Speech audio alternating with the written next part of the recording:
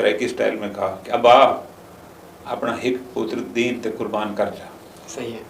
اور آگے یہ بھی فرمایا یہ مر منجے دفاتی تو برداشت کر ویسے نا سی وہ دین تے قربان کر چھوڑ. دیکھ کے پڑھ رہے ہیں غلط پڑھ رہے ہیں, آیت غلط پڑھ رہے ہیں, دیکھ کے غلط پڑھ رہے ہیں, حدیث دیکھ کے پڑھ رہے ہیں غلط پڑھ رہے ہیں, لیکن چونکہ اس کی ادھر سے بہت مضبوط ہے اس سے بڑا کوئی جائز تو ہے نا.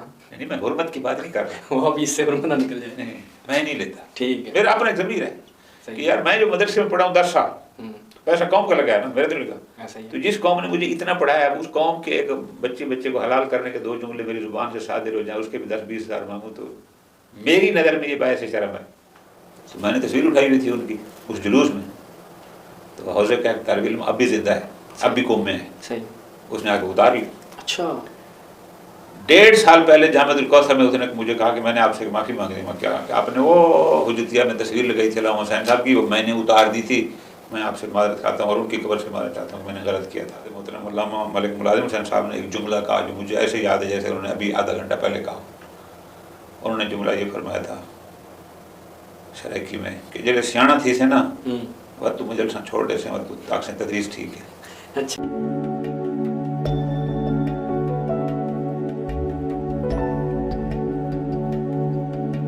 اعوذ باللہ من الشیطان الرجیم, بسم اللہ الرحمن الرحیم. تمام ناظرین کی خدمت میں السلام علیکم ورحمۃ اللہ.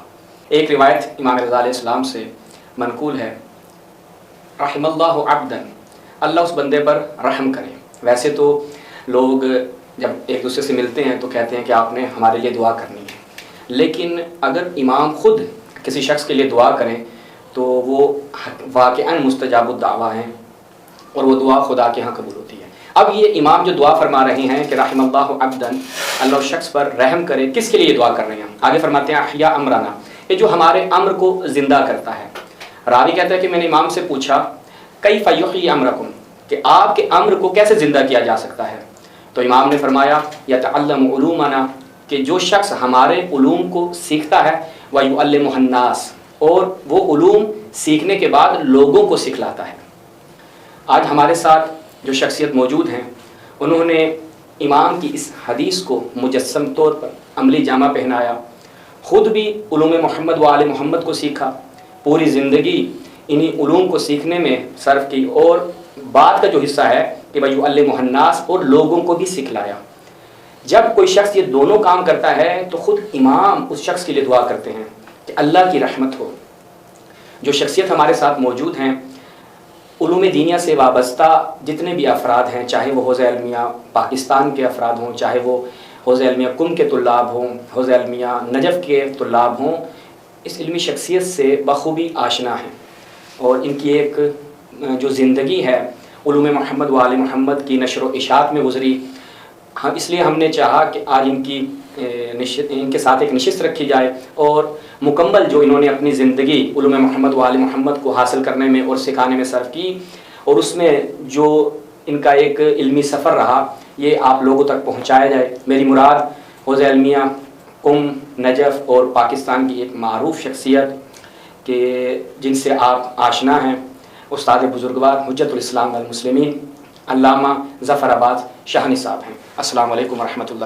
وعلیکم السلام ورحمۃ اللہ. سب سے پہلے تو آپ کے شکر گزار ہیں کہ آپ نے ہماری درخواست پر اپنے قیمتی وقت میں سے وقت نکالا, اور جو آج ہمارے سوالات ہیں ہم چاہ رہے ہیں کہ آپ کا جو ایک سفر رہا, ایک تعلیمی اور علمی سفر رہا, یہ کیسا تھا, لوگوں تک پہنچے, اور اس میں جو پہلو ہیں جو ہمارے لیے مشعل راہ بن سکتے ہیں آپ سے استفادہ کیا جائے. نہایت آپ کے شکر گزار ہیں.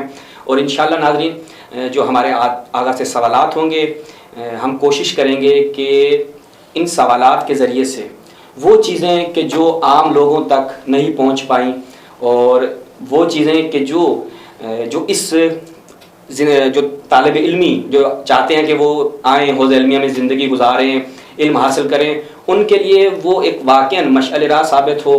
اور انشاءاللہ ہم وہ سوالات رکھیں گے قبلہ کی خدمت میں. سب سے پہلے تو قبلہ ہم چاہتے ہیں کہ اپنے تعلیمی سفر کے حوالے سے ہمیں بھی آگاہ کریں, لوگوں کو بھی آگاہ کریں. اگرچہ آپ کی ویب سائٹ پہ اس کا کتبی طور پر تعارف موجود ہے, لیکن ہم چاہتے ہیں شفاہن بھی آپ سے سنیں کہ آپ نے یہ جو اپنا ایک علمی اور تعلیمی سفر ہے کب اور کیسے شروع کیا. اعوذ باللہ من الشیطان الرجیم، بسم اللہ الرحمن الرحیم۔ بہت شکریہ سیدنا، اللہ آپ کو سلامت رکھے۔ میں جس گھر سے میرا تعلق ہے، اور وہ گھر معروف ہے اپنے علاقے میں کہ وہ ہمارے پاکستان کے بزرگ علماء کرام کا مرکز ہوتا تھا۔ صحیح۔ یعنی علامہ استاد العلماء علامہ سید محمد یار نقوی، استاد العلماء علامہ سید گلاب علی نقوی، علامہ محمد حسین نجفی، علامہ ملک اعجاز حسین نجفی، یہ سارے بزرگان وہاں تشریف لاتے تھے۔ تو ہم سکول میں تھے، سکول جانے میں نہیں تھے تو بھی ہمارا رابطہ تھا۔ یعنی ظاہر ہے وہ گھر میں رہتے، چونکہ آج کل کے خطبہ کا سٹائل تو نہیں تھا، میں گاڑی سے ممبر، ممبر سے گاڑی، وہ ایک مجلس ہوتی تھی 24 گھنٹے میں، باقی محفلیں ہوتی تھی۔ اچھا۔ اور ساری ایک کابینہ ہوتی، وہ ساری رات، نہ کوئی سیاست، نہ کوئی فضولیات، صرف شرعی مسائل چل رہے ہیں، تاریخ چل رہے ہیں، ایک ہجوم ہوتا ہم نے دیکھا ہے۔ تو بکھر کنونشن بہت سارے لوگوں کو پتہ ہوگا، 12-13 اپریل کو ہوا تھا، جس میں علامہ مفتی جعفر حسین رحمۃ اللہ علیہ قائد منتخب ہوئے تھے۔ تو یہ اس زمانے کی بات ہے، 1979 کی، کہ استاد العلماء علامہ سید محمد یار نقوی رحمۃ اللہ علیہ اپنے اس تبلیغی دورے پر بکھر تشریف لائے۔ ان کا دورہ ہوتا تھا 1 ہفتے کا، اس گاؤں میں، کل اس میں 24 گھنٹے میں ایک مجلس۔ تو ان کا چونکہ خاص سٹائل تھا، ان پر ایک علیحدہ مستقل نشست ہو سکتی ہے۔ تو انہوں نے میرے والد صاحب کو یہ کہا، بیٹھے تھے اور لوگ بھی، کہ کیا ہے پلان۔ تو انہوں نے اپنے سرائکی سٹائل میں کہا کہ ابا اپنا ایک پتر دین تے قربان کر جا۔ صحیح ہے۔ اور آگے یہ بھی فرمایا کہ مر ونجے تو باتی تو برداشت کر ویسے نا، وہ دین تے قربان کر چھوڑ۔ چونکہ ہمارے والد صاحب دوست تھے، بس وہ ان کا فرمانا۔ دوسرے دن ہماری اسکول کی چھٹی۔ صحیح۔ میں پھر یاد ہے مجھے 10 مئی جمعہ کا دن تھا، 10 مئی 1979 میں مدرسہ باقر العلوم کوڑلہ جام ضلع بکھر میں پہنچ گیا، اور پھر وہاں اپنا سلسلہ جو ہے یہ شروع ہو گیا 79 میں۔ 79۔ اور ابتدائی تعلیم پھر آپ نے اس وہیں سے شروع کی؟ جی، اسکول کو مکمل طور پہ چھوڑ دیا؟ مڈل تک پڑھا نا، پھر چھوڑ دیا نا، حکم جو آ گیا۔ صحیح ہے۔ یعنی ان کا حکم کا مطلب بس اس کے دوسرا راستہ نہیں ہوتا تھا، چون چرا کی گنجائش نہیں تھی۔ اسکول کے استاد کہہ رہے تھے کہ پڑھنے دیں، یہ ہو جائے گا، تاکہ میرا بڑا بھائی اس پر نیوی میں تھا، وہ بھی کہتا ہے میرا مومن بن جائے گا، میٹرک کرے گا، نوکری لگ جائے گی۔ تو والد صاحب نے کہا نہیں، چونکہ قبلہ صاحب نے حکم دے دیا، بات ختم۔ صحیح۔ تو بس ان کا حکم آ گیا، اور پھر وہ ہمارا سلسلہ شروع ہو گیا۔ اچھا، یہاں پہ قبل اس کے کہ آپ کے تعلیمی سفر کو ہم آگے بڑھائیں، یہاں پہ ایک سوال جو آج بھی ہوتا ہے، کیا اس وقت بھی دینی علوم کو محجور سمجھا جاتا تھا کہ اپنے بچے یہاں نہیں بھیجنے ہیں، کوئی مستقبل نہیں ہے اس میں؟ نہیں، اس کی وجہ یہ ہے کہ یہ موضوع علیحدہ ہے، اس پر بات ہوگی بعد میں۔ چونکہ جب انقلاب ایران کے کچھ امرات ہے، اور امامہ اور یہ لوگ اور میڈیا پر چینل پر ہے، تو اس پر ایک بھرمار ہو گئی لوگوں کی دینی مدارس میں۔ صحیح۔ چونکہ ہر بندہ سمجھتا تھا کہ بس مدرسے میں جائیں گے تو خمینی بن جائیں گے، جب اس سے پہلے ایسی اس کا یہ تھا کہ ہمارے پاس جو وہاں رول ماڈل تھے ہمارے علاقے میں، وہ علامہ سید محمد باقر نقوی ہندی رحمۃ اللہ علیہ تھے، صحیح، علامہ سید گلاب علی نقوی تھے، انہوں نے وہ چہرے دیکھے ہوئے تھے۔ رجحان تھا خود سے لوگوں کا بچوں کو بھیجنے؟ رجحان یہ تھا، میں وہی گزارش کر رہا ہوں کہ میں جب مدرسے میں گیا 79 میں، کچی دیواریں تھیں، اور یہ فلش لیٹرینیں اور فلاں، اور یہ شاید یہ میرے کچھ بھی نہیں تھا۔ اس وقت بھی وہاں کچے کمروں میں 4 پہیوں پر میں جب گیا تقریباً 40-50 افراد تھے، ماشاءاللہ، اور ہماری تعداد اسی ان کچے کمروں میں 60 تک بھی رہی ہے۔ لیکن کوئی شہریہ کوئی یہ نہیں، بس گھر سے آنا ہے اور جمعہ کی چھٹی ہونی ہے، اور پھر بس۔ تو پھر آپ کا سفر وہاں سے شروع ہوتا ہے؟ وہاں سے شروع ہو گیا۔ ابتدا میں کیا پڑھا؟ اساتذہ کون تھے؟ میرے جب وہاں مدرسے میں داخل ہوا تو جو بڑے 2 استاد ہیں وہ تو اب مرحوم ہو چکے ہیں، علامہ ملک ملازم حسین صاحب اور علامہ غلام محمد اسدی۔ تو میں جب گیا تو اس وقت ہمارے مدرسے کی جو سینئر کلاس تھی، آپ شاید جانتے ہوں گے، پاکستان کے مدارس تو تقریباً اکثر جانتے ہیں، جامعہ حیدریہ موجیاں والا میں جی مدرس ہیں ہوں، جناب قبلہ علامہ ملک عابد حسین صاحب، جی، یہ شرلوما پڑھتے تھے، یہ اور مولانا سید تراب علی شاہ صاحب، صحیح، وہ خود شرلوما پڑھتے تھے اور نئے آنے والوں کو پڑھاتے تھے۔ یعنی سینئرس کلاس۔ ہاں، ہوں، لیکن چونکہ علامہ عابد حسین صاحب بہت مضبوط مدرس تھے، وہ مجلسی نہیں تھے، صحیح، تو ہمیں وہ پڑھاتے پڑھاتے کافیہ ابن حاجب تک لے آئے، وہ اچھا، انہوں نے پڑھایا، اور حاشیہ ملا عبداللہ پاکستان میں اس کو شرح تہذیب کہا جاتا ہے، وہاں تک ہمیں لے کے آئے۔ ہوں، پھر ہم نے آگے دیگر اساتذہ سے پڑھا اور بالآخر تک ان کے ساتھ یوں پڑھتے رہے۔ ہوں، تو وہ سلسلہ وہاں چلتا رہا۔ پھر درمیان میں سفر زیارت پر آیا والدہ کے ساتھ، ہوں، 81 میں قوم دیکھا کہ ادھر ماحول ہو رہا ہے، پھر ہم نے بھی شوق آ گیا کہ ہمیں بھی جانا چاہیے۔ ہوں، پھر میں تقریباً 84 میں ایران آ گیا بغیر اقامے کے، بغیر اقامے کے، یعنی 79 میں شروع کیا اور اور پھر یہاں پر آ گیا 84 میں 5 سال، تقریباً 84 میں ادھر آ گیا ہوں، اور اقامہ نہیں تھا۔ پھر اس کے بعد انہوں نے کہا جی پاکستان میں امتحان ہو رہے ہیں ہوں، تو آپ پاکستان امتحان دے کے آئیں۔ ہوں، تو ہم یہاں پڑھتے رہے، پھر یہاں سے واپس چلے گئے، ہوں، پھر ہم نے امتحان دیا ہوں، اور جو ہمارے ممتحن تھے اللہ پاک علی کرامت رائے، وہ علامہ محمد حسین صاحب جامعۃ المعصومین سدھو پورہ فیصل آباد والے، اچھا، ان کو ہم نے امتحان دیا تھا ہوں، شرلوما کا، اور عبارت مجھے یاد ہے یستحب التعزیۃ، یہ ابتدا میں آتی ہے وہاں میت کے احکام میں شرلوما کی عبارت۔ پھر وہ امتحان پاس ہوا، پھر تحصیلی ویزا آیا۔ صحیح، اب تحصیلی ویزے کے آنے تک میں کوٹ لجام میں، چونکہ ہمارے جو بڑے استاد تھے علامہ ملک ملازم حسین صاحب، ان کی نظر کا مسئلہ تھا، کافی صحیح، کمزور ہو گئی تھی، صحیح، ورنہ ان کے پاس لوما پڑھتے تھے، علامہ غلام حسدی صاحب کے پاس اصول الفقہ، ان کے پاس شرح تدریب وغیرہ۔ ہوں، تو وہ جو وقفہ تھا ویزے آنے تک کا 6 ماہ کا، وقت لگ گیا، وہ 6 ماہ میں نے سلطان المدارس سرگودا میں پھر تدریس کی، اچھا، تدریس کی، اور اس وقت علامہ ظہور سے نقوی صاحب بھی وہاں پڑھاتے تھے، ہوں، اور جو ہی ویزا آیا پھر ہم واپس ایران آ گئے۔ ہوں، تو پھر سب یہ بن گیا بھائی 84 میں ہی، پھر میں وہ 85 بن کے 85 میں، پھر اس کے بعد میں یہاں سے جولائی 89 میں واپس چلا گیا۔ یعنی تقریباً 5 سال، ہمارا یہ تھا سیدنا مسئلہ کہ ہم نے اپنے آپ کو حالات کے حوالے نہیں کیا ہوا تھا کہ زمانہ ہمیں جدھر لے جائے، ایسا نہیں تھا۔ ہوں، ہماری ایک منزل طے تھی، ٹارگٹ تھا، ہوں، وہ ٹارگٹ یہ تھا کہ جس دن کفایہ ختم ہونا ہے ہم نے پاکستان چلے جانا ہے۔ صحیح ہے، تو وہی آخری سال تھا تعلیمی۔ ہوں، آیت اللہ شیخ مصطفیٰ اعتمادی نے رسائل کے بعد پہلے سال کفایہ شروع کیا، ہوں، تو ہم اس میں شریک تھے۔ صحیح، جلد اول جو باس الفاظ تھے ان کے پاس پڑھتے تھے، صحیح، اور جلد ثانی ابھی یہ چند ماہ پہلے فوت ہوئے ہیں آیت اللہ العظمہ شیخ عباس محفوظی رحمۃ اللہ علیہ، مسجد محمدیہ تھی خیابان ارم پر، اب وہ حرم کا حصہ بن گئی، صحیح، تو وہ ہم ان کے پاس پڑھتے تھے۔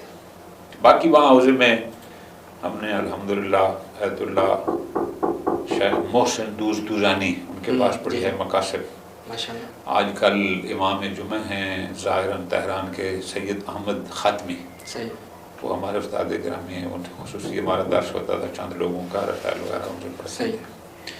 اور ہمیں یہ سعادت ہے کہ ہم نے معروف مدرس علامہ شیخ محمد علی مدرس افغانی، جی، ان کے حلقہ درس میں بھی شریک رہے، سالی مازندرانی کے پاس بھی شریک رہے، ہوں، اور اسی طرح ایک ہمارے اور استاد تھے وہ منظومہ سبزاری پڑھاتے تھے۔ تو صحیح، الحمدللہ ہم نے وہاں جو تھوڑا عرصہ لگایا وہ کما کو حساب لگایا۔ کتاب سے لگایا۔ اچھا، یہاں پہ ایک چیز ہے کہ ہماری معلومات کے مطابق آپ کے ہم اثر جو دوستان تھے آپ کے، وہ اس وقت مشہور خطبہ میں ان کا شمار ہوتا ہے، جی جی، تو آپ اس طرف، میں جب سیدنا مدرسہ باقی العلوم کوٹ لجام پڑھتا تھا، چونکہ میں بکھر سے ہوں، سریکی ہوں، وہی سر تو ہماری چیز ہے، جی، تو اس وقت ایسے کسی محفل میں ذکر ہوا، کیونکہ ہمارے جو دونوں استاد تھے بلکہ چاروں استاد تھے وہ مجلسی خطیب نہیں تھے، نہیں تھے، حتیٰ کہ خطبہ جمعہ بھی اردو میں نہیں دیتے تھے۔ اچھا، تو ایسے باتیں مجالس اور خطابت اور فلاں،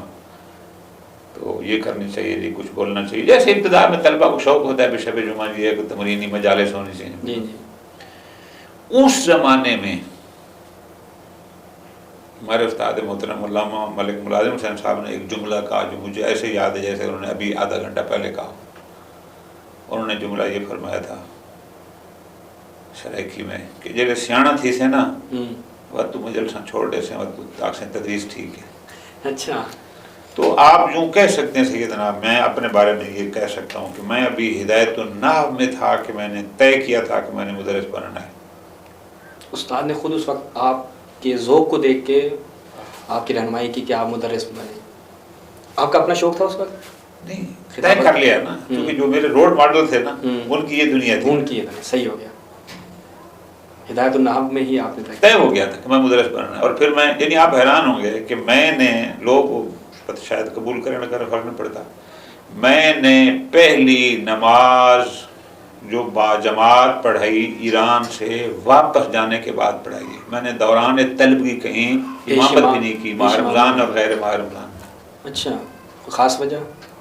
ख़ास वजह कि वो फरमाते थे अगर आप अभी जाएंगे कहीं इमामत करने तो आप बन जाएंगे किबला साहब, लोग आपको कहेंगे किबला साहब। सही है। जब आप मदरसे में आएंगे, कोई बात होगी, कोई दर्स हाल नहीं होगा, कोई बारक ठीक होगी, हम डांटेंगे तो आप कहेंगे लोग हमें किबला साहब कहते हैं, ये हमें डांटते हैं, आप जल्दी छोड़ जाएंगे।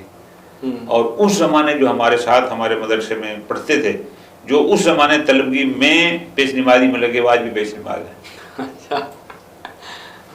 माशाअल्लाह। ये एक असल चीज़ जो होती है ना, मैं दोस्तों को पहले भी कई दफ़ा दुरूस में भी कहा है कि आपका उस्ताद आपको पहचाने और वो आपकी सही रहनुमाई करे, बस ये चीज़ नापैद है, ये नापैद हो गई। तो हमने फिर उस चीज़ को लिया और आपने देखा बड़े बड़े इज्तिमात आपने भी देखे होंगे, मैं वो चला भी सकता हूँ, मैं बोल भी सकता हूँ। यानी वो, और मैं एक दोस्त में कहता भी रहता हूँ कि मुझे मजलिस पढ़नी नहीं आती लेकिन खिताब मैं बहुत अच्छा कर सकता हूँ। लेकिन अल्हम्दुलिल्लाह चूँकि अपने ऊपर कंट्रोल है, अपने आप को हालात के हवाले नहीं किया, लिहाजा बस एक फील्ड है और आज अल्लाह पाक ने ये सादत दी कि नजफ बैठे हो। अल्हम्दुलिल्लाह।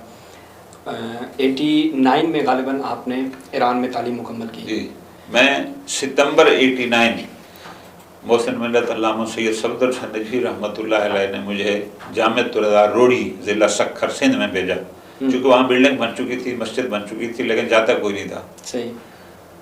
तो जब मैं ईरान से गया अल्हम्दुलिल्लाह और भी जगह थी, तो उन्होंने फरमाया कि मैं इस बारे में परेशान हूँ, बिल्डिंग बनी हुई है, वहाँ जाने के लिए कोई तैयार नहीं, आप जाएँ, 1 महीने के लिए जाएँ। मैं आया, महीना रहा, महीने बाद फिर गया, हाँ जी क्या बना माँ जी, कोई मसला नहीं, मैं वहाँ करूँगा। और उसके बाद फिर मैंने वहाँ शुरू किया, ऐलान किया। तो बहुत कम लोगों को ये शहादत होती है कि मैंने जो ही आगाज़ किया मदरसे का, तो मुझे महीने 1.5 महीने के अंदर शरलुमा की क्लासें मिल गई जिसमें 5-6 लड़के थे। अच्छा, माशाअल्लाह। जिनमें आजकल एक सिंध, अंदरून सिंध का मारूफ खतीब है सिंधी में, मौलाना कुर्बान अली जाफरी, बहुत मारूफ है, वो भी उस क्लास में था शरलुमा वाली में। अच्छा। और फिर मैं चूँकि अकेला था तो मैं जहाँ साल वही पढ़ाता था, वो जो हमारा कोल्डजाम का रिवाज था कदीमी, किसी को 8 साढ़े 8 बजे बैठना है और फिर चल जब तक के दर्स पूरे हों, वो सारे करते रहे। तो मैंने उसी दौरान मुसलमानी भी पढ़ा ली थी, मैंने उसूल फिक़्ह भी पढ़ाई थी। फिर ये दायरा इम्तिहानात जो था, फिर इनके सिस्टम में इम्तिहान देना, इम्तिहान लेने के लिए जाना इधर उधर, वो भी साथ साथ चल रहा था। यानी ये आपका पहला रस्मी मदरसा था जहाँ पे आपने तदरीस का सिलसिला शुरू किया तालीम मुकम्मल करने के बाद? रोड़ी कितना अर्सा वहाँ पे? वहाँ सैयदना मैं रहा हूँ तकरीबन 94 तक। 94, 5 साल तकरीबन। फिर उसके बाद मैंने वो छोड़ दिया और बलूचिस्तान गया। अच्छा। महीने 1.5 के लिए, वो एक प्रोजेक्ट था भी ऐसा करना है, लेकिन वो ना हो सका, सिर्फ मैं लाहौर आ गया। लाहौर किसी मदरसे में नहीं। अच्छा, लाहौर आ गया। लाहौर आ, क्योंकि वो तो छोड़ दिया ना। हाँ, छोड़ दिया, लाहौर आ गए। फिर उसके बाद मैंने 95-96 2 साल लाहौर गुजारे। लाहौर में वफाकुल उलमा शिया पाकिस्तान का दफ्तर था, चौबुर जी करीब, उनका एक हफ्ते रोज़ा अखबार भी था सादिक के नाम से, वो भी निकालते थे, दफ्तर भी देखते थे। और तकरीबन 1 साल मैंने इदारा मिनहाजुल हुसैन में तदरीस भी की है। सही है। अच्छा, ये मेरे लिए जदीद था। ये भी मैं वहाँ करता रहा हूँ। اس کا ایک تاریخ پہلو ہے لیکن وہ بیان کرنے قابل نہیں ہے. بھارت میں تدریس وہاں کرتا رہا ہوں. اور اس کے بعد پھر میں نے لاہور چھوڑ دیا. اچھا. کہ نہیں میں مدرسے کا بندہ ہوں, میں کن کا ہوں. تو 97 ایک سال میں اپنے گھر بیٹھا رہا. اچھا. چھوڑ دیا, کسی مدرسے میں نہیں گیا. آفریں آتی تھیں ادھر آ جاؤ ادھر آ جاؤ, نہیں میں کہیں نہیں جا رہا. مائنڈ سیٹ کیا تھا؟ مردی کی جگہ ہو نا. ہاں صحیح ہے. تو پھر 1 اپریل 98 میں جامعۃ الحفیظ مظفر گڑھ پہنچ گیا. تلیری چوک. تلیری میں کوئی مدرسہ خستہ تھا, پھر میں وہاں محنت کی الحمدللہ. جب میں گیا تھا تو مدرسہ چل رہا تھا لیکن جیسے ہوتے ہیں 10-12 طالب علم اور چند کچے کمرے. اور پھر جب میں 2004 میں نے اس کو چھوڑا تو اس وقت میں نے 10 طالب علم شرلوما کے تھے اور مجموعاً 50 کی تعداد تھی. بہت کام کیا الحمدللہ. پھر میں قاضی نیاز اور ہمارے علامہ قاضی سید نیاز نقوی صاحب نے حکم دیا کہ آپ لاہور آ جائیں. پھر میں لاہور چلا گیا بطور ناظم جامعۃ المنتظر لاہور. صحیح. تو 2 سال وہاں رہا. ان 2 سال میں حادثات ہوئے. علامہ غلام حسن نجفی بھی اسی عرصے میں شہید ہوتے ہیں, یعنی اسی میرے زمانے میں, ناظمیت کے زمانے میں. اچھا.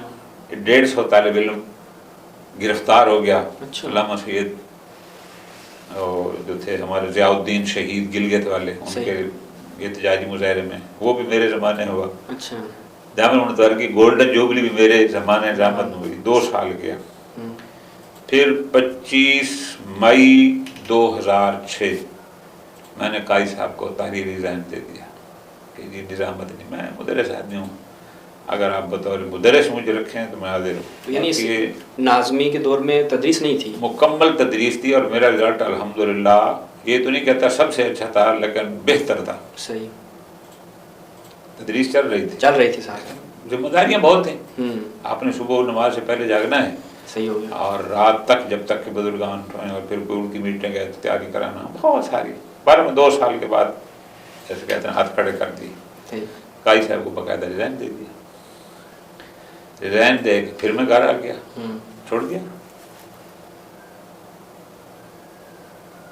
اور پھر اس کے بعد قبلہ شیخ صاحب کی طرف سے ستمبر میں میرے ساتھ رابطہ ہوا.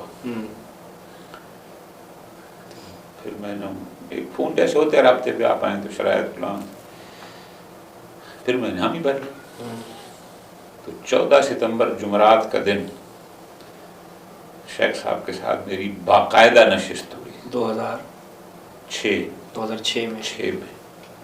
ان کے فرزند اکبر علامہ شیخ اسحاق نجفی کے گھر میں دوپہر کا کھانا تھا. صحیح. بس وہ باپ بیٹا تھے, میں تھا اور آغا محی الدین کاظم صاحب تھے ہمارے. وہاں انہوں نے حکم دیا, پھر وہ گھر آیا اور اس کے بعد پھر 16 میں پہنچ گیا. 18 سال پھر میں نے جامعۃ الکوثر میں تدریسی خدمات انجام دی. ماشاءاللہ. 18 سال. اور پھر 20 مئی 2024 پھر میں نے ریزائن کر کے اسحاق صاحب کو حوالے کیا کہ جی میں جا رہا ہوں. اور پھر آج میں نجف بیٹھا ہوں. نجف آ گئے. تو نجف آنے کی کوئی خاص وجہ؟ کوئی خاص وجہ یہ تھی کہ میں کربلا زیارات پر پہلی دفعہ آیا تھا 2014 میں. صحیح. سفر زیارت پر. پھر اللہ نے میرے اوپر ایسا کرم کیا کہ میں سوائے 1 سال کے, وہ جو کرونا والا تھا, ہر سال آتا تھا. صحیح ہو گیا. اور ہر سال جو ہے وہ حوضے میں رہتا, طلبہ کے ساتھ ظاہر. شوق مجھے تھا بے پناہ کے حوضے نجف میں یہاں کا بندہ ہوں, میں ایڈجسٹ ہو جاؤں گا. صحیح ہو. لیکن شیخ صاحب کو ریزائن کرنا اخلاق اجازت نہیں دیتا تھا. اچھا. تو جب شیخ صاحب فوت ہو گئے جنوری میں 2024 میں, صحیح, پھر کوئی معنی رہا نہیں, ریزائن کیا اور اپنے شوق پورا کرنے کے لیے نجف آ گئے. اور ابھی یہاں پر الحمدللہ آتے ہی درس شروع کر دی. تو اس سال میرے مقاصد کے درس چل رہے ہیں. ماشاءاللہ. منطق مظفر بھی تھی, مبتدی لڑکوں کی الحمدللہ, علماء میں درس بھی تھے. صحیح. بڑے درس, یہ 2 درس کر رہے ہیں مستقل. تو یہ آپ کا تعلیمی سفر علماء کے ساتھ آپ نے زندگی گزاری, وقت گزارا. خود اسی تدریس سے ہٹ کر کوئی دیگر مصروفیات, سیاسی مصروفیات بھی رہیں آپ کی؟ میں سیدنا وہ خوش قسمت انسان ہوں اپنے ہم سن افراد میں کہ جنہوں نے علامہ سید محمد باقر نقوی رحمۃ اللہ علیہ کے علاوہ، چونکہ وہ فوت ہو گئے تھے 66 میں، باقی جتنے بڑے ہمارے صف اول کے علماء ہیں سب کی کفل برداری کی ہے۔ اچھا ماشاء اللہ۔ یعنی آپ میں نے علامہ محمد یار شاہ رحمۃ اللہ کی خدمت کے لیے ان کے ساتھ سفر کیا، ان کے حکم پر، ماشاء اللہ، کیونکہ ہمارے مدرسے باقر العلوم کا سالانہ جلسہ ہوتا ہے تو یہ سارے بزرگان وہاں آتے تھے، تو کمروں میں ڈیوٹیاں ہوتی تھیں، اس کمرے میں اس کمرے میں۔ سب سے مشکل ڈیوٹی جو ہوتی تھی وہ دو بزرگان کی ہوتی تھی، ایک علامہ سید محمد یار نقوی رحمۃ اللہ کی اور ایک علامہ سید گلاب علی نقوی رحمۃ اللہ علیہ کی۔ صحیح۔ علامہ گلاب علی شاہ صاحب کے لیے مشکل یوں تھی کہ وہ بس چوں ہی مہمان اٹھے تو فوراً بلا لیتے، ہاں بھی جوان کے پڑھ دیں، اچھا، بس آپ نے سخت سوال ہے طالب علم، جو کتاب بتانی ہے بس سوالات شروع، تو ان کے کمرے میں جانا مشکل ہوتا تھا۔ یہ اب بھی سخت سوال ہوتا ہے۔ تو مجھے الحمدللہ یہ سعادت ہے کہ میں نے ان کی بھی وہ 2 دن جب آتے تھے ان کی خدمت سرپا سے کر، اور اسی طرح علامہ سید محمد یار شاہ صاحب کی خدمت، اتنی خدمت کی کہ میرے لیے باعث فخر ہے کہ انہوں نے جانا تھا آگے اسلام آباد اور ڈھوڈیال کوئی مجالس کے سلسلے میں، تو انہوں نے میرے استاد محترم علامہ ملک ملازم حسین مرحوم کو خود کہا کہ اس بچے کو میرے ساتھ بھیجیں جو میری خدمت اچھی کرتا ہے۔ میں سمجھتا ہوں یہ جو ان کی ہم نے جوتیاں اٹھائی تھیں انہی کا صدقہ ہے کہ آج ہم نجف میں پہنچے۔ ماشاء اللہ۔ تو اس کے ساتھ ان علماء میں سے آپ سب سے زیادہ متاثر کس سے تھے؟ متاثر تو میں اپنے استاد علامہ ملک ملازم حسین رحمۃ اللہ سے۔ اچھا، کیونکہ آپ نے اتنی بزرگ شخصیات کے سب جن کو ہم نے نہیں دیکھا، اس کی وجہ ہے سیدنا، اس کی وجہ ہے ہر اس کے جنبے مختلف ہوتے ہیں نا۔ مثلا ایک ہوتا ہے ہنس مکھ ہونا، خوش اخلاقی سے ملنا، صحیح، اور علامہ محمد سندجفی کا کوئی متبادل نہیں ہے، ساتھ ہوتا ہے۔ اچھا، تقویٰ پرہیزگاری کہ آپ نے وہ دیکھنی ہے، علامہ گلاب علی شاہ صاحب مسجد میں جانا ہے۔ اچھا، عشق اہل بیت علامہ محمد یار شاہ صاحب سے بڑھ کر کسی کی بات نہیں۔ کیا کیا مختلف جنبے مختلف ہوتے ہیں نا۔ صحیح۔ تو چونکہ میں نے سب خدمت کی تھی، علامہ شیخ الجامع علامہ اختر باز نجفی رحمۃ اللہ ان کی ساری اولاد جانتی ہے، میرے ساتھ بہت پیار کرتے تھے، بہت پیار کرتے تھے، حتیٰ کہ ان کے ایک بیٹے کی بارات لاہور سے کراچی جا رہی تھی تو اس بارات کو روڈی ریلوے اسٹیشن میں ناشتہ میں نے کروایا ان کو حکم سے، یعنی وہ پیار کی وجہ سے، یہ تو نہیں کہ ان کے پاس وسائل نہیں تھے، ان کے کمرے میں جاتے بہت پیار کرتے تھے۔ تو الحمدللہ سب کے ساتھ، یعنی کوئی ان میں سے کسی سے بھی آپ پوچھیں گے کہ آپ اس کو جانتے ہیں تو وہ یہی کہیں گے ہمارا عزیز ہے، میرے لیے فخر ہے۔ صحیح ہے۔ اور پھر ہم مربوط ہو گئے ایت اللہ سید ریاض نجفی کے ساتھ جمعیت کے زمانے سے، البتہ زیادہ قربت تو ہماری جب پاکستان واپس گیا تو پھر بڑی، اور آج تک ان کے ساتھ مربوط ہیں، قائد ملت علامہ سعید نقوی صاحب کے ساتھ مربوط ہیں، سارے سسٹم ایک چل رہا ہے، لیکن مجالس اور ادھر نہیں ہے۔ قبلہ محمد حسین نجفی رحمۃ اللہ علیہ کے ساتھ بھی آپ کی قربت رہی، اور ہم نے جو دیکھا ہے جب بھی وہ مریض ہوتے ہسپتال آپ حتماً جاتے تھے اور آخری وقت تک آپ ان کے ساتھ رہے، اور اس کے بعد ان کے جنازے میں بھی جیسا کہ آپ نے بھی خود بھی بیان فرمایا کہ ان عالم کے کفن دفن ان معاملات میں آپ رہے، تو ان کی زندگی کو آپ نے کیسا دیکھا؟ جو ہم بہت ایک عجیب تصور جو ہے وہ پیش کیا جاتا ہے، مخالفتیں وغیرہ وغیرہ۔ اس کا خلاصہ سیدنا یہ ہے کہ جسے حق سمجھو اس پر ڈٹ جاؤ، بس سلام۔ آپ نے ایک دیانتدارانہ تشخیص دیا نا کہ یہ حق ہے، یہ صحیح ہے، بخطر کوئی یو ٹرن نہیں ہے، پھر جلد بازی نہ کرو کہ ہفتے بعد آپ کو مدد کرنی پڑے، سال بعد آپ کو معافی نہ مانگنا پڑے۔ ان کی زندگی کو آپ نے کیسا دیکھا کہ وہ ان مشکلات کے باوجود بھی کچھ بھی نہیں تھا، فرق ہی نہیں پڑتا تھا، کوئی فرق نہیں پڑا۔ یعنی ہم اسکول میں تھے تو ہمارے گاؤں میں آتے تھے، صحیح، ہم مدرسے میں رہے تو ہمارے پاس آتے تھے، صحیح، ہم ایران میں تھے تو بھی، جب ایران ایک دفعہ دورے کے لیے تشریف لائے تو غالباً زمانہ تھا علامہ سید عارف حسین الحسینی شہید کا، صحیح، وہ بھی ساتھ تھے، تو میں نے تصویر اٹھائی ہوئی تھی ان کی اس جلوس میں، تو حوضے کا ایک طالب علم اب بھی زندہ ہے، اب بھی قوم میں ہے، صحیح، اس نے آگے اتار لی۔ اچھا، 1.5 साल पहले जामिअतुल कौसर में उसने मुझे कहा कि मैंने आपसे माफ़ी मांगनी है। मैं क्या कि आपने वो हुज्जतिया में तस्वीर लगाई थी अल्लामा हुसैन साहब की, वो मैंने उतार दी थी, मैं आपसे मादरत चाहता हूँ और उनकी कब्र से मादरत चाहता हूँ, मैंने गलत किया था। तो इसलिए हमें वो फर्क नहीं पड़ता था उन पर, कौन लिख रहा है, कौन क्या कह रहा है, कौन क्या कह रहा है, कोई फर्क नहीं पड़ता। और मैं उसकी ये कहता हूँ कि मैंने अपनी ज़िंदगी में सारे बुजुर्गान के जो मतलब जनाजे हुए हैं, जो इनकी हुई हैं, हमने अपनी ज़िंदगी में मैं अपनी बात कर रहा हूँ, इमाम खुमैनी रहमतुल्लाह अलैह के बाद अगर किसी इंसान का बड़ा जनाजा देखा है तो अल्लामा हुसैन नजवी का था। अच्छा, चूँकि इमाम खुमैनी के जनाजे में हम शरीक थे।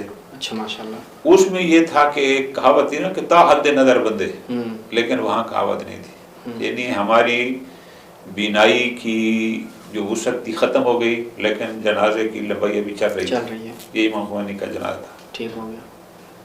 और अल्लामा हुसैन का जनाजा 3 जनाजे हुए। अच्छा, इसलिए वो कई एकड़ पर मुश्तमिल प्लाट पर गया, फिर दोबारा हुआ, फिर से 12 हुआ। अच्छा, बहुत जनाजे देखे, इतना बड़ा जनाजा मैंने अभी किसी और का मैंने नहीं देखा, लोगों ने देखे होंगे शायद, मैंने नहीं देखा।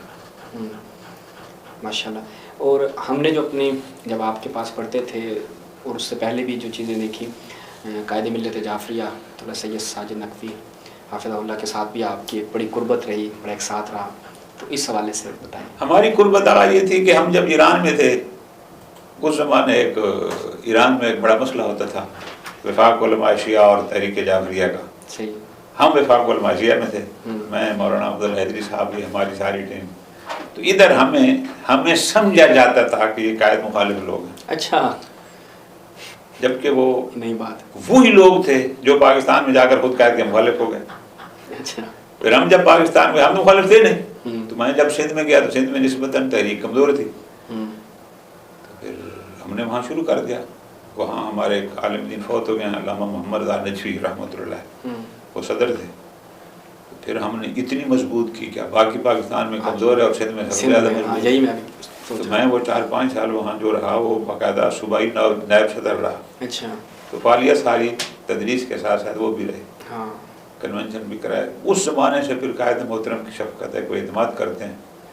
और एक साल ऐसा भी है मेरी डायरी में कि साल के 12 महीनों में हर महीने वो रोड़ी मेरे घर में तशरीफ़ लाए। बलूचिस्तान जाना है, एयरपोर्ट से उतरना है तो पहले मेरे पास, सिंध में आना है, शक्कर एयरपोर्ट से उतरना है तो मेरे पास। तो फिर उस दिन और आज का दिन चल रहा है, दरमियान में नशेब व फराज है, बड़े बड़े लोग वफादारियाँ बदल गए, मफाद उठाने वाले भाग गए। तो हम उस वक्त भी वहीं थे, हमने मफाद उठाया नहीं, हमारे हम उस दुनिया के लोग ही नहीं। ये कायद मोहतरम के हवाले से मतलब इतराज़ात उलमा की तरफ से, आवाम की तरफ से भी होते रहे, तो आपको कभी ख्याल नहीं आया कि ये पॉलिसी इनकी दुरुस्त नहीं, तो आप भी साइड पे हो जाएं? नहीं आगा, इसलिए पता नहीं, वो इसलिए कि हर बंदे का अपना मिजाज होता है। 2-3 चीज़ें हैं। पहली बात यह है कि वो पढ़े लिखी शख्सियत है, सही, उसके इस हवाले से कोई शिकाल नहीं है। दूसरा है कि वो जल्दबाज नहीं है। अच्छा, एक होते हैं ना ऐसे जल्दबाज मिजाज, ऐसे जनाब लाओबाल ये ऐलान कर देना, आप बस क़यामत आ रही है तो फिर नहीं हम वापस लेते हैं, ऐसा नहीं है। बहुत सोच और समझ के, बहुत तदब्बर और बड़ा मुशावरत के, सारे माल है देखने के बाद फिर वो फैसला करते हैं। अच्छा, इसलिए हमें कोई बसीरत पे शक नहीं हुआ नहीं, इसलिए वो जो जुमला ऐसा नहीं देते, अपनी जुबान से सादर नहीं करते कि जो काबिल गिरफ्त हो। सही, यानी मुझे याद है कि PDM का ज़माना था, तो उस वक्त इजलास चलते थे कराची में, बेनज़ीर मरहुमा भी होती थी और मुस्तफ़ा कर और नवाबज़ादा नसरुल्लाह, और वो मुझे याद है मुश्ताक मिर्ज़ा का घर था। सही, तो ये कम लोग इस नुक्ते को जानते हैं कि हर इजलास में बेनज़ीर जानबूझकर लेट आती थी ताकि मैं जाऊँ तो लोग मेरे लिए खड़े हों, मुझे किसी के लिए खड़ा ना होना पड़े। ये सियासियों में होते हैं ना, हमें पता था इस नुक्ते का। हम जब जाते तो आगा साहब को बेनज़ीर के बाद लेकर जाते। अच्छा, और ये आप वीडियो अगर पढ़िए निकाल के देखो, वाहिद आगा साहब हैं कायद मोहतरम बेनज़ीर उठती, वरना बाकी को इस्लाम करके वहीं बैठी रहती। वो हुई होता है जो वो छोटी बात नहीं करनी, खामखा का ये नहीं करना, वो नहीं करना। मीटिंग चल रही है तो मीटिंग में भी ऐसी बात करनी है कि जो सबके लिए काबिल कबूल है। صحیح. یہ آپ نے دیکھا MMA کہاں سے بنی تھی؟ وہی کی محنت تھی. بالکل صحیح. پورے صوبے میں حکومت کی. دوسرے آپس میں لڑ پڑے, یہ نہیں لڑے گی مفادات پہ. ملی یکجہتی کونسل کا جو پرارمب چل رہا ہے, اب ہمیں تو پتہ ہے وہ چونکہ علیحدہ موضوع ہے, بنیاد یہی تھی. دوسرے حضرات آپس میں لڑ کے جدا ہو گئے, ان پر کوئی فرق نہیں پڑا. صحیح. ہم نے ایک چیز بنانی تھی, بنا دی تھی. صحیح. یہ چیز کون کرتی ہے؟ خام کا ہوائی فائر کرنا, ہم اڑا دیں گے, ہم مار دیں گے, ہم تباہی کر دیں گے. بولا ایسا نہیں ہوتا. حقائق یہ بڑا. کہ آپ نے ایسے علماء کے ساتھ زندگی گزاری ہے کہ جن کے خلاف خود تشیع میں سے بھی لوگ رہے, جیسے علامہ حسین ندوی صاحب, قائد محترم صاحب, ان کو آپ نے بڑے قریب سے دیکھا ہے. اور پھر جیسا کہ آپ بتلا رہے ہیں کہ یہ ڈٹے رہے یہ لوگ. میں گزارش بھی کر رہا ہوں نا, یہ نہیں قائد محترم کے خلاف جب معاذ شروع ہوا, جو ان کے تنخواہ دار تھے کئی سالوں سے, یہ چیز وہ بھی بھاگ گئے. ہمارے اوپر کوئی فرق نہیں پڑا اول روز سے اور آج تک. اصلاح و رسوم مارکیٹ میں آئی, دنیا میں پتہ نہیں کیا سے کیا ہوا, ہم وہیں تھے جیسے اصلاح و رسوم سے پہلے تھے ویسے بعد میں تھے. کوئی فرق نہیں پڑا. لیکن ہم ایسے بھی نہیں ہیں کہ جناب اس سے لڑ پڑو, کچھ نہیں. کوئی مانتا ہے تمہارے, نہیں مانتا نہ مانے, کوئی فرق نہیں پڑتا. صحیح. ایک ہوتا ہے نادان دوست ٹائپ, بس جناب کفر و اسلام کی جنگ بنا لو, ایسا کچھ نہیں ہے. صحیح. کوئی مانتا ہے تو بسم اللہ, نہیں مانتا نہ مانے, کیا ہے, اپنی تحقیق کرو اگر آپ سمجھتے ہیں تو. صحیح. ابھی موجودہ صورتحال کو اگر مد نظر رکھا جائے, آپ نے چونکہ تقریباً تمام صوبے آپ نے دیکھے ہیں, مدارس کا نظام آپ بہت قریب سے جانتے ہیں, اتنے علماء کی جو ہے وہ ہم نشینی حاصل ہے.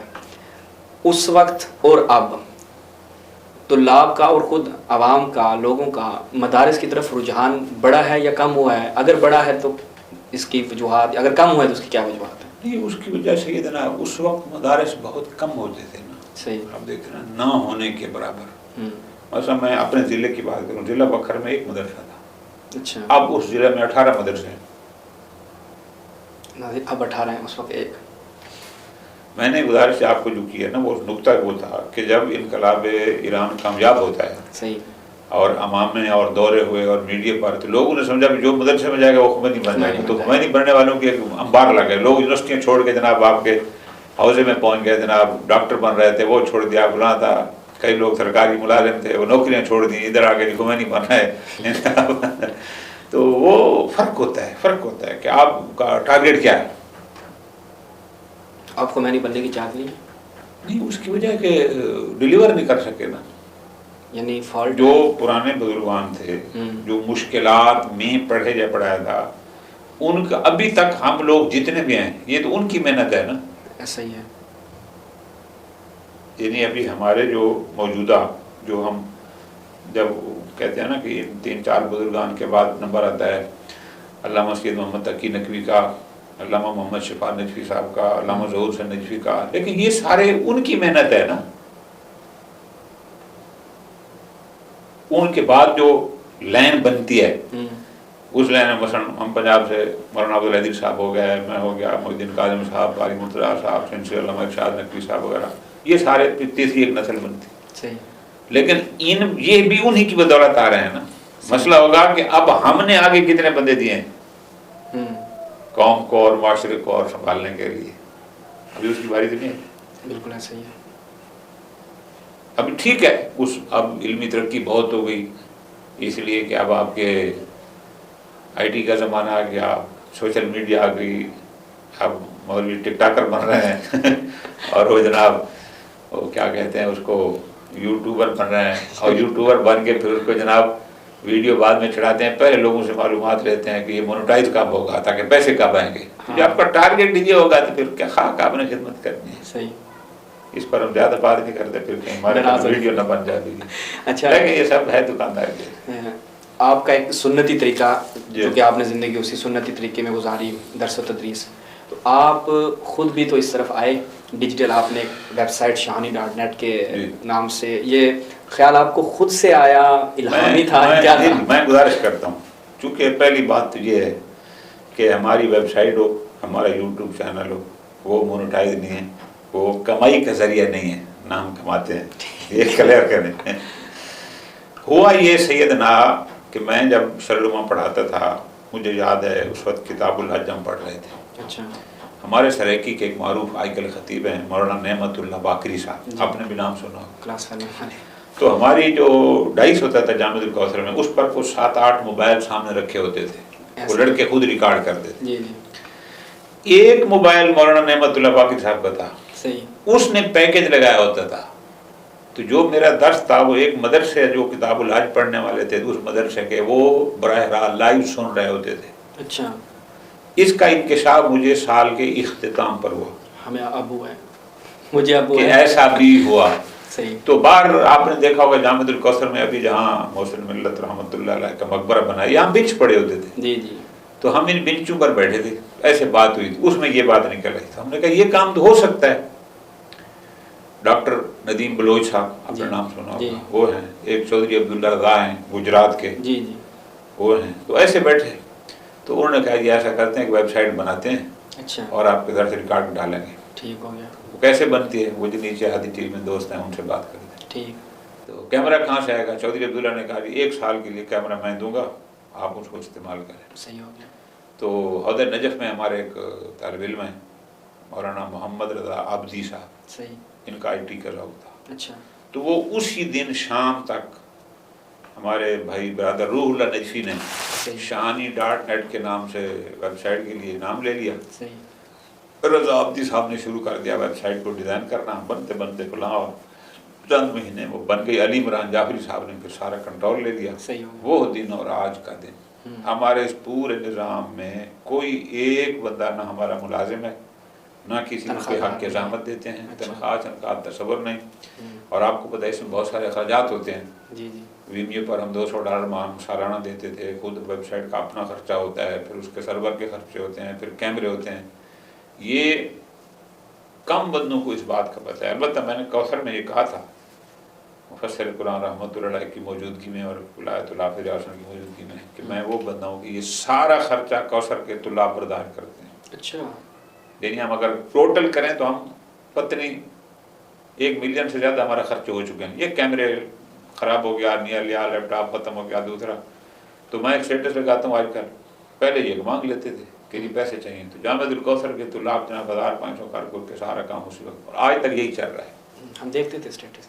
اور اس کے بعد جو ہے وہ آپ کی تعاون تو بھی نہیں ہوا, لیکن یہ ہے کہ جامع الکوثر کے طلاب نے یہ سارا سسٹم چلائے رکھا. اور ابھی تک کے معلوم, یعنی میں فخر ہے کہ میرے اس پورے سسٹم میں کسی بزرگ سے ہم نے مانگا نہیں. مانگتے تو دیتے, نہ کسی ادارے سے ہم نے مانگا, نہ کچھ کیا.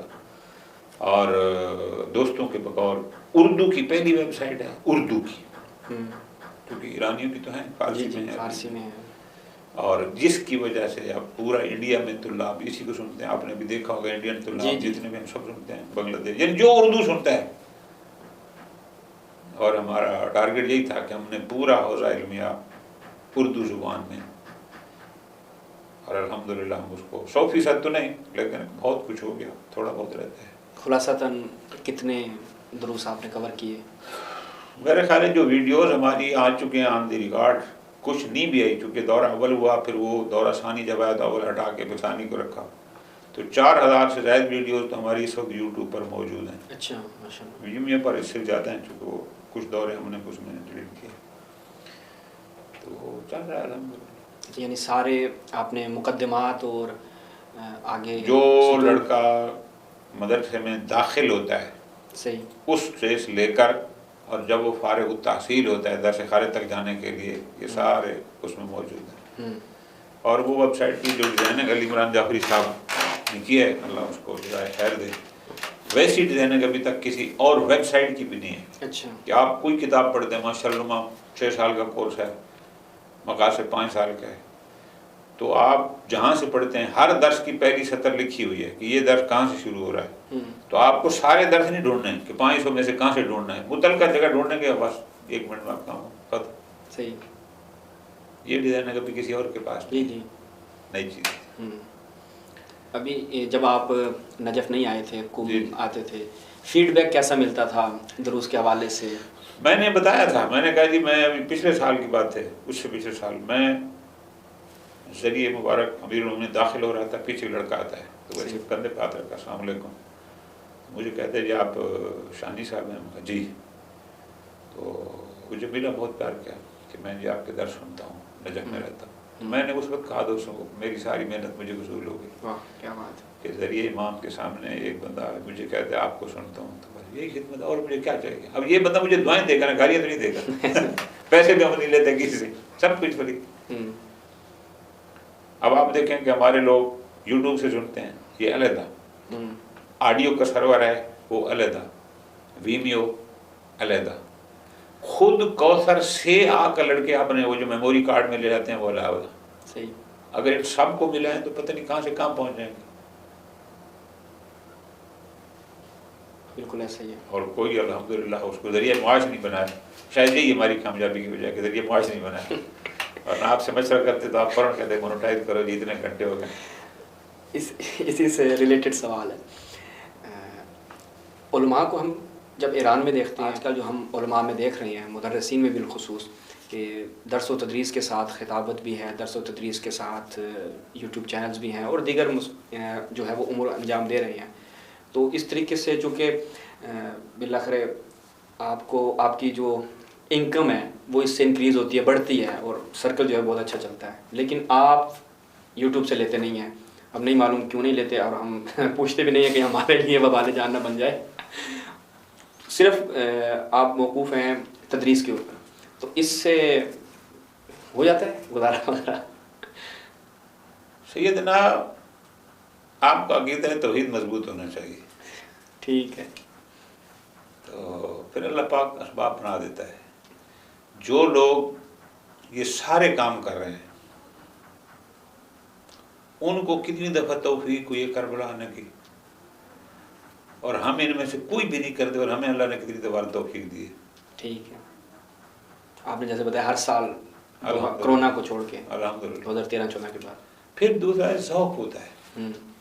یعنی میں نے شادی کی 90 میں، صحیح ہے. ایک کچا کمرہ تھا گھر میں، گاؤں میں جیسے ہوتا ہے. 97 میں بڑے بھائی نے مجھے کمرہ بنا کے دیا پکا. ٹھیک ہے. آج بھی میرا وہی ہے. ٹھیک ہو گیا. 36 سال میں نے تدریس کی ہے. اب یہ 36واں سال چل رہا ہے. ہاں 36 پرنسپل بھی رہا ہوں، درس بھی رہا ہوں، فلاں بھی رہا ہوں. میری کل کائنات ایک CD70 موٹر سائیکل ہے جو اسلام آباد میں کھڑا ہوا ہے. یہ میرا سرمایہ ہے. اچھا ابھی بھی ہے؟ ابھی بھی کھڑا ہوا ہے وہاں پر. ٹھیک ہے. تو شوق نہیں ہے، شوق ہوتا ہے نا، پلاٹ لینا ہے جی، گھر بنانا ہے جی، غلام بنانا ہے. پھر یہ ہے کہ اللہ نے، میرے 2 بھائی ہیں، ایک مجھ سے بڑا ایک چھوٹا، اللہ نے ان کے دل میں میرے لیے ایک تھوڑی غیر معمولی محبت ڈالی. صحیح. تو میرے جو اضافی اخراجات، جیسے مثلا میرا اپنا آپریشن ہوا، میرے بچے، بڑے بیٹے کا ہوا، اور شادیاں کی ہیں بچوں کی، پھر اپنی، یہ سارے اخراجات وہ میرے بھائی برداشت کرتے ہیں. صحیح. اللہ کی طرف سے ہے. صحیح. تو میں ابھی آپ کے سامنے بیٹھا ہوں، 2025 ہے، میں نے کسی کو کوئی قرضہ نہیں دینا، کچھ بھی نہیں. اچھا. اور میں اپنی اس 36 سال عملی زندگی میں، یعنی 10 سال طلبی کے نکالو، اس 36 سالہ زندگی میں پاکستان کا کوئی بندہ آپ کو یہ نہیں شہادت دے گا کہ میں نے کبھی کہیں پیش نمازی کی ہو، پیسے لیے ہوں. صحیح. اور جتنے نکاح پڑھے ہیں میں نے کبھی نکاح کی فیس لی ہو. میں لیتے ہی نہیں ہوں، چونکہ میرے استاد نہیں لیتے تھے. اچھا. جائز تو ہے نا؟ نہیں، میں حرمت کی بات نہیں کر رہا. وہ ابھی اس سے حرمت نہ نکل جائے. نہیں، میں نہیں لیتا. ٹھیک ہے. میرا اپنا ایک ضمیر ہے کہ صحیح. یار میں جو مدرسے میں پڑھا ہوں 10 سال، پیسہ قوم کا لگا ہے نا، میرا تو نہیں لگا.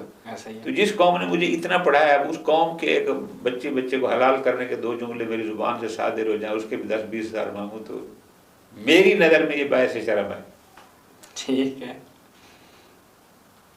یعنی آپ کو پتہ ہے، یہ سارے میرے جو دوستان یہ جانتے ہیں کہ کبھی ویزا نجف سے پہنچ جاتا، ٹکٹ پاکستان سے آ جاتی، کبھی ٹکٹ نجف سے آ جاتی تو ویزا کو پاکستان دلوا دیتا، میں آرام سے آتا فرسٹ کلاس. صحیح. کوئی قرضہ نہیں، کوئی کچھ نہیں. 2 بچوں کی شادیاں بھی کر دی ہیں، بہت باعزت باوقار. پیسہ، جن کے پاس پیسہ بہت زیادہ آیا، اور یہ جو کہتے ہیں نا کہ نہیں جی ہم 10 بھی پڑھاتے ہیں اور ہم جناب مجلس میں پڑھتے ہیں، تو میں تو نہیں کہتا، بار میرا یہ ہے کہ کیسے پڑھاتے ہیں. ایک بندہ بیٹھا ہوا ہے 500 کلومیٹر پہ.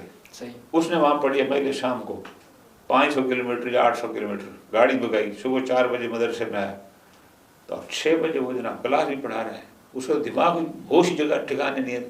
सारी रात उसने सब्र किया हुआ है, उसने मुताला कब किया, उसने दर्स कब तैयार किया, उसने माहौल कैसे बनाया, और फिर उसने 2 घंटे बाद फिर मजलिस के लिए निकलना है।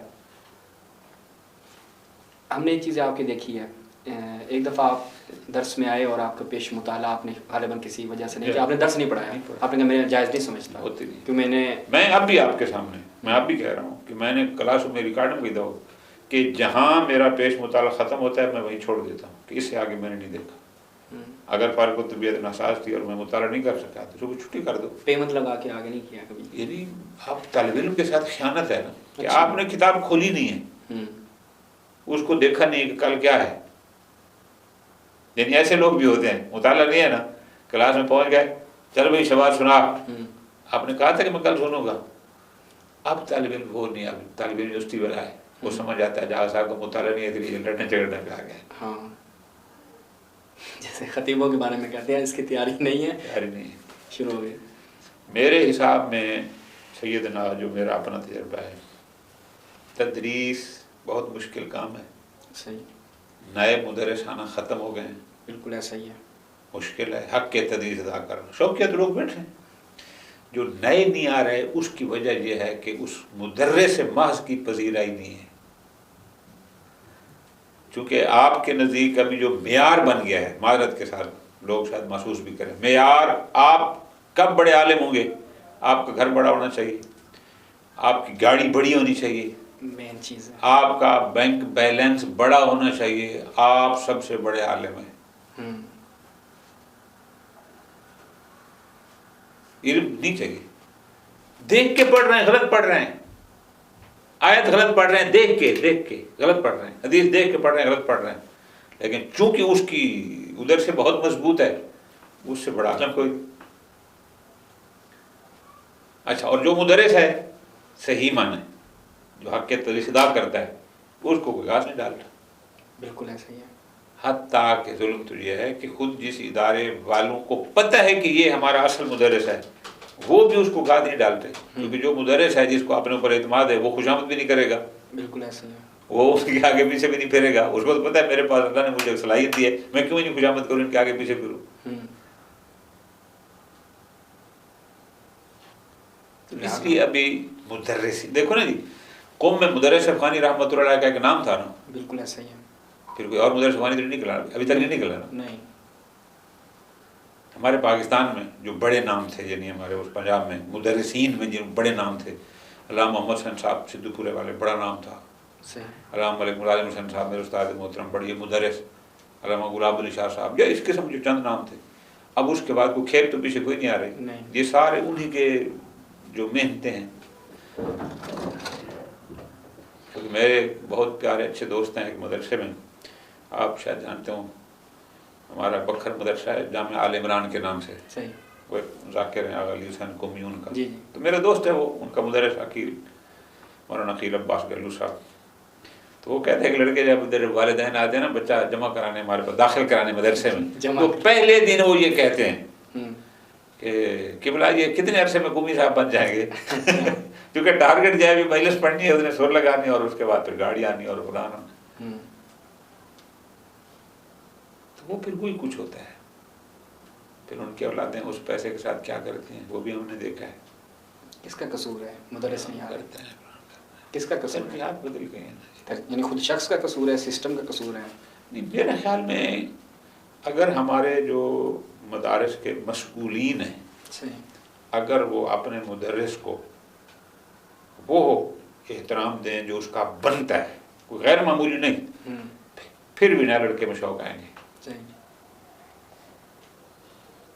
अगर वो प्रोटोकॉल दें उसको जो उनके आगे पीछे फिरता है, प्रोटोकॉल दें उसको जिस पर गाड़ी बड़ी है, प्रोटोकॉल दें उसको जिसके जनाब बैंक अकाउंट मजबूत है, प्रोटोकॉल को दें जनाब मिलाज और खतीब है, और जो मुदर्रिस है उसको सीधा हाथ में नहीं मिला है, तो फिर जो लड़का देख रहा है सब कुछ, तालिब इल्म बैठे वो सब देख रहा है, उसका दिल नहीं वो भी करेगा मुदर्रिस बनने वो भी कहता है, फिर उसका ज़हन बदल जाएगा। लिहाजा इस वजह से अभी कोई उम्मीद है कि मुदर्रिसीन के नहीं हवाले है, हम लगे हुए हैं ना, यानी अब 36 साल तो हमें हो गए, आप जैसे कई हजरात हमें इधर उधर ले जाने की कोशिश करते रहे, हम नहीं बैठ गए, तो इस तरह हम भी कुछ टीम बना लेंगे कि जो तदरीसी ज़ौक़ रखती होगी इंशाअल्लाह, और बड़े अच्छे मुदर्रिस آ جائیں. ابھی تو ہم یہی دیکھتے ہیں کہ جتنے بھی حوزہ علمیہ میں اساتید پڑھا رہے ہوتے ہیں، بالخصوص ہم نے ایران میں دیکھا ہے اور نجف میں بھی ان کے قلمی اثرات بھی ہوتے ہیں. یعنی جہاں پہ درس و تدریس ہے وہاں پہ کتب بھی آ رہی ہیں. مثلا جامع منتظر میں موسیٰ بیگ نجفی صاحب رحمۃ اللہ علیہ وہ مدرس بھی تھے اور ساتھ میں ان کے قلمی اثرات بھی تھے. آپ نے تھوڑا سا جو جیسا کہ حالات ہیں اور جیسا کہ زمانہ چل رہا ہے اپنی ویب سائٹ بنائی اور یہ بھی اسی میں اکاؤنٹ ہوتے ہیں کہ آپ آگے کیسے بڑھا رہے ہیں. وہ کتب کے ذریعے بڑھاتے تھے، لیکن ابھی ہم واقعی یہ تلخ ہے ہمارے لیے بھی، پاکستان کے بڑے بڑے حوزات کے جو مدرسین ہیں ان کے قلمی اثرات نہیں ہیں. ٹائم ہی نہیں ہے. چونکہ مدرس ہے 2 گھنٹے کا 3 گھنٹے کا، اس نے 11 بجے ہر حال میں مدرسے سے نکلنا ہے مجلس کے لیے، اور فلاں جگہ گاڑی دوڑا کے پہنچنا ہے، اور پھر رات کو اس نے پھر بھاگ کے پہنچنا ہے. دوسرا یہ ہے کہ میرا خیال ہے قلم یہ بھی اللہ پاک کی خاص عنایت ہوتی ہے. ہر بندے کے پاس میں نہیں ہے کہ ہر بندہ قلم اٹھا کے شروع ہو جائے. صحیح. ایک صلاحیت ہے نا، ایک ملکہ ہے کس کے پاس لکھائی کا. بس دیکھو نا، یہ مثال دیتے ہیں، ہمارے پاس ایک مثال ہے مفسر قرآن علامہ شیخ محسن ندوی رحمۃ اللہ علیہ کی. وہ سکول و کالج تو نہیں پڑھے، صحیح ہے، لیکن اللہ نے ان کو ملکہ دیا تھا. آپ ان کا بلاغ القرآن اٹھا کے دیکھیں، آپ ان کی تفسیر الکوثر اٹھا کے دیکھیں، یہ الہی عطا ہے نا، ملکہ ہے. صحیح ہے. یعنی آپ لوگ جو اس نے فلاں اردو میں جناب اس نے پی ایچ ڈی کیا ہے، اردو میں فل کیا ہے، ایم اے اردو، وہ تو اس دنیا میں گئے نہیں، لیکن ان کی تحریر جو ہے وہ وہی لوگ پڑھ رہے ہیں. وہی لوگ پڑھ رہے ہیں. ملکہ ہے نا، بالکل ایسا ہی ہے. اللہ نے ان کو دیا اور انہوں نے اس ملکے کو پھر ضائع نہیں کیا. صحیح. یہ بھی ان کی آخری کتاب آئی تھی الدراسات فی الہیات والی، شاید آپ نے دیکھی ہوئی ہے. ان کے تدریس بھی الہیوں کے حوالے سے یہ جو مارکیٹ میں پھر رہے ہیں بہت سارے لوگ، ان کو کون ذرا اس کا پڑھا کے دیکھو، ان کو سمجھ نہیں آئے گی. صحیح. تو ان کے پاس ملکہ تھا نا. ایک تو ان کا عربی ادب بہت مضبوط تھا، بہت مضبوط تھا، اور پھر ان کا قلم بھی چلتا تھا، اور پھر انہوں نے اس کو ضائع بھی نہیں کیا. صحیح. آخر تک اس کو. تو یہ چیز کاؤنٹ کرتی ہے. آپ کو تو جیسے آپ نے بھی بیان کیا شروع میں، آپ کے استاد نے جہت دی کہ آپ مدرس اور آگے، تو اب اساتید بھی تو شاگردوں کو جہت نہیں دیتے. نہیں، اساتید شاگردوں کو جہت یہ دیتے ہیں کہ فلاں کی اگر آپ مجالس سنیں نا تو آپ جلدی مقبول ہو جائیں گے. فلاں کے مصائب اس کا سن لو، فضائل فلاں کا سن. ضرورت تو اس کی بھی تو ہے نا. پھر ضرورت ہے اس کی وجہ یہ سیدنا ضرورت ہے، لیکن اس کا ہم صحیح تجزیہ نہیں کر رہے ہیں. صحیح. ایک دفعہ آپ خود، میری بات کو ذرا توجہ فرمانا، آپ خود ایک کتاب اٹھاتے ہیں، اس سے حدیث لی، اس کتاب سے وہ حدیث لی، اس سے وہ لی، پھر ان کو جمع کیا، پھر ایک چیز کی وہ پیش کی، یہ اور چیز ہے. ٹھیک ہے. آپ ایک خطیب کی ریکارڈنگ سن لیں، اس کا رٹا لگائیں اور لوگوں کو سامنے پیش کر دیں. بڑا فرق ہے. ٹھیک ہے. بڑا فرق ہے. بالکل ایسے ہی. پھر دوسرا یہ ہے کہ ابھی جو ٹارگٹ ہے، ٹارگٹ کیا ہے؟ ٹارگٹ ہے کہ میرے اگلے سال اس سے بڑے محرم بنانے چاہیے. صحیح ہے. اس محرم میں فرق کرو، میں نے 3 جگہ پڑھا ہے تو اگلے سال میں 6 دعوتیں آنی چاہیے. ٹھیک ہے. اس کے لیے کیا کرنا ہے وہ سب کر گزرو. ضرورت تو ہے خطابت کی، لیکن یہ ہے کہ اسے تبدیلی کتنی آ رہی. میں ایک مثال دیتا رہتا ہوں کہ ابھی آپ لاہور میں جائیں یا کراچی میں جائیں، فیصل آباد میں جائیں، جتنے لوگ وجوہات شریعت دینے کے پابند ہیں، یہ ان لوگوں سابقین کی محنت ہے یا آپ نے کسی کو تیار کیا ہے؟ موسٹلی سابقین کی محنت ہے. وہی لوگ چل رہے ہیں. اس لیے کہ آپ تو گاڑی سے اترے، ممبر پر گئے، ممبر سے اترے، بانی کو بلایا، لفافہ جیب میں ڈالا، گاڑی میں بیٹھے ہو گئے. آپ نے نشستی نہیں کی، آپ نے اس کو حرام اولاد نوجوان لڑکے ہیں کون بتائے گا. میں نے آپ کو بتایا نا کہ ہم جب اسکول میں تھے یا چھوٹے تھے، محفل لگی ہوئی ہے، اللہ مطلب ہے استاد العلماء کی ہے، جس کی بھی لگی ہوئی ہے، وہاں لوگ دیہات کے لوگ بیٹھے ہوتے ہیں، ہم بچے بیٹھے ہوتے ہیں، سن رہے ہیں. کبھی مذاہب چل رہا ہے، کبھی فضائل چل رہا ہے، کبھی احکام شریعت چل رہے ہیں، کبھی خمس کی بات چل رہی ہیں. تو ذہن میں تو وہ چیزیں جا رہی تھی نا ساری.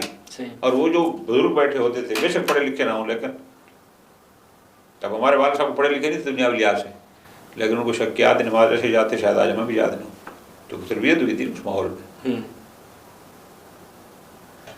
ممبر ہماری ضرورت ہے. آپ نے قرآن و حدیث کو بذریعہ ممبر پہنچانا ہے. صحیح ہے. آیا کسی کا رٹا لگا کے پہنچانا ہے یا خود کچھ دیکھنا ہے؟ فرق اتنا ہے. کیونکہ آپ کی ابتدائی گفتگو سے تو مجھے بھی یہ لگ رہا تھا اور سننے والوں کو بھی لگے گا کہ خطابت اور تدریس متضاد چیزیں ہیں. اور آپ میں یہ کہتا ہوں، ہو سکتا ہے میں غلط ہوں، ہو سکتا ہے میں غلط ہوں، کہ جس نے خطابت کرنی ہے وہ صرف خطابت کرے اور اس کا حق ادا کرے. ٹھیک ہے. اس خطابت کے لیے بھی تو مطالعہ چاہیے نا، چاہیے. اس کے لیے کتاب کھولنی پڑے گی، کئی کتابیں کھولنی پڑیں گی، پھر جا کے بات بنتی ہے. ٹھیک ہے. ابھی کیا ہے کہ میں پیش نماز بھی ہوں، یہاں سے بھی تنخواہ لینی ہے، پھر میں جناب مجلسیں بھی پڑھنی ہیں، میں نے بہت سارے محرم بھی پڑھنے ہیں، عام مجالس بھی پڑھنی ہیں، ٹھیک. پلس میں نے تدریس بھی کرنی ہے. پھر ایک سوال یہاں پہ آ جاتا ہے، آپ جن علماء کی ہم نشینی میں رہے ہیں اور ان کی بڑی تمجید اور تعریف، واقعاً وہ اس لائق اور قابل بھی تھی شخصیات، وہ خطابت اور تدریس دونوں میں رہے. قبلہ یار میں بتا رہا ہوں وہ فرق ہوتا ہے. ہاں. قبلہ استاد العلماء علامہ سید محمد یار نقوی یا استاد العلماء علامہ سید غلام علی نقوی، وہ جب ہمارے دورے پہ آتے تھے وہ شام کو واپس نہیں آتے، میں نے صبح درس پڑھانے ہیں. ٹھیک. وہ آ گئے 2 دن 3 دن ایک علاقے میں رہے، وہاں تبلیغات کی، پھر واپس گئے. جب واپس گئے پھر اسے تدریس کر رہے ہیں. فرق آپ کریں نا، تھوڑے باتوں میں فرق کرنا ہے. ٹھیک ہے. یہ نہیں جس دن انہیں درس پڑھانے ہیں اس دن یہ نہیں کہ بیٹا جلدی کتابیں لے میں نے مجلس پہ جانا ہے، یہ بات نہیں ہوتی تھی. اچھا. ابھی تو ہم آنکھوں سے دیکھ رہے ہیں نا کہ جناب 7 بجے اگر کلاس ٹائم ہے تو خطیب محترم 6 بجے گھر پہنچا ہے، ٹھیک ہے. ہاتھ منہ دھویا ہے اور پھر آ گیا. نہ کوئی مطالعہ نہ کچھ. لڑکے نے سوال کیا، پھر اس کو الٹے پلٹے جواب دیے جو ناقابل بیان ہے میڈیا پر، اور پھر جلدی کرو چونکہ 11 بجے پھر اس نے نکلنا ہے. یہ کون سی تدریس ہے؟ یہ تو لڑکے کے ساتھ جاتی ہے. پھر آپ کہتے ہیں کہ لڑکے پڑھتے نہیں ہیں، لڑکے فلانے کہتے ہیں آپ پڑھاتے ہی نہیں ہیں، لڑکے کیا؟ لڑکا تو بیچارہ آ گیا. صحیح. والدین نے اپنے جگر کا ٹکڑا آپ کے حوالے کر دیا، صحیح. آپ کو اس نے امین سمجھا. اب امین کا کام ہے کہ امانت میں خیانت نہ کرے. جب میں اس کا وقت ضائع کروں گا میں خیانت کر رہا ہوں. ٹھیک ہے. اس نے مجھے والدین نے امین سمجھ کے میرے حوالے کیا نا بچہ، تو میرا کیا کام ہے؟ ابھی آپ نے خود دیکھا ہوگا یہ سر میں یہ عوامل کتنے ہیں، 30-40 درس ہے، بالکل 2 مہینے کا درس ہے، 2 سال لگ جاتے ہیں. کیوں؟ تخصص کر رہے ہوتے ہیں. بہرحال وہ علیحدہ ہے، میں اسے نہیں تھا. میں یہ کہتا ہوں کہ میں نے ادھر ایک درس تھا تو اس میں نے کہا، میں نے کہا جی اس میں کوئی شک نہیں کہ ابھی ہماری مساجد کی ڈیمانڈ پوری نہیں ہوئی. ممبر میں جتنے ہمیں خطیب چاہیے صحیح پڑھنے والے ابھی پورے نہیں ہیں. صحیح. پورے نہیں ہیں، یعنی ابھی ڈیمانڈ باقی ہے، ضرورت ہے. مدرس تو خیر بہت ہے نا. میرا ایک جملہ تھا پھر گلاب صاحب نے کہیں نقل بھی کر دیا کہ اگر کم سے پرنسپل منگوانے ہیں تو پوری بس بھر کے آ جائے گی، مدرس ہے تو پھر ڈھونڈنا پڑے گا. اچھا. تو بات اصل میں یہ ہے جان کہ درست ہے کہ ہمیں چاہیے مساجد کے لیے بندے، مسجد سنبھالنے والے کی ڈیمانڈ کچھ اور ہے. اس کو اخلاقیات میں زیادہ دیکھنا ہوتا ہے. مسجد میں مسجد ہے. اچھا جو خطیب کی ہمیں چاہیے، خطیب کو چاہیے کہ تاریخ تجزیہ کرے، خود پڑھے. اب کاپی کب تک چلے گی؟ صحیح. اب شاید یہ تو نہیں ہو سکتا کہ ہم کہیں جناب جتنے مولوی صاحبان ہیں وہ سارے مجلسیں چھوڑ دیں، مدرسوں میں بیٹھ جاؤ. صحیح. پہلے بھی ہمارا ممبر ناہلوں کے قبضے میں ہے، جو تھوڑا بہت بچ گیا ہے پھر وہ بھی ان کو دے دیں، یہ تو ٹھیک نہیں ہے. وہاں پہ بندے چاہیے. ہماری جو میری ذاتی غلط بھی ہو سکتی ہے، میں اپنی بات کر رہا ہوں، میری اپنی ترجیح یہ ہے کہ جس صاحب نے خطابت کرنی ہے وہ خطابت میں جائے، وہ تدریس والے عمل کو چھوڑے، اس کے بس کا کام نہیں ہے، اس کو ٹائم نہیں دے پاتا. صحیح. اور اگر تدریس کا حق ادا کرنا ہے پھر وہ اپنی باقی مصروفیات چھوڑنی پڑے گی، تاکہ پورا اس کا مطالعہ طالب علم کو پوری دھیان سے پھر تھوڑے وقت میں وہ. میں اب بھی کہہ رہا ہوں، میں دعوے سے کہتا ہوں، میں نام بھی لے سکتا ہوں کہ جو پاکستان میں مدارس ابھی بھی ہیں جن کا اچھا نام ہے، ان کی پیچھے وجہ وہ استاد ہے 1-2 جو بیچارہ بیٹھا 24 گھنٹے سوائے تدریس کا کوئی کام نہیں کرتا. اصل وہ ہے. صحیح. اور ہم نے دیکھا ہے کہ جب وہ استاد اس مزاج کا استاد جاتا ہے، زمین آسمان کا فرق ہے، ادارے کارکردگی فرق پڑ جاتا ہے. بالکل صحیح. تو ابھی ہم چاہتے ہیں کہ لوگوں کے لیے بھی زیادہ طولانی نہ ہو جائے، آخر میں ایک چیز جو کمی ہے طلاب کو آج کو جہد دینے کو، مثلا کوئی آمادہ نہیں ہے کہ طلاب کو جہد دے یا تشویق دے کسی مسئلے میں، اس وقت جتنے بھی حوزہ علمیہ کم پاکستان نجف میں طلاب پڑھ رہے ہیں جس سطح پہ بھی ہیں، ان کے لیے کیا مشورہ ہے آپ کا کہ جو مفید اور کارگر ثابت ہو سکتا ہے؟ جو میں سمجھتا ہوں نا، میرا جو اپنا تجربہ ہے، یہ جو میں خود دیکھ چکا ہوں پاکستان کے حوزات میں بھی ادھر بھی، اکثریت ابھی اپنی تعین منزل نہیں کر سکی. ٹھیک ہے. انہوں نے اپنے آپ کو حالات کے حوالے کیا ہوا ہے، جس کی وجہ سے وہ پیچھے ہے کہ حالات جدھر ان کو لے جائیں گے بس ٹھیک ہے. تعین منزل کرو. خطیب بننا ہے اس کی محنت کرو، صرف بہترین خطیب بنو.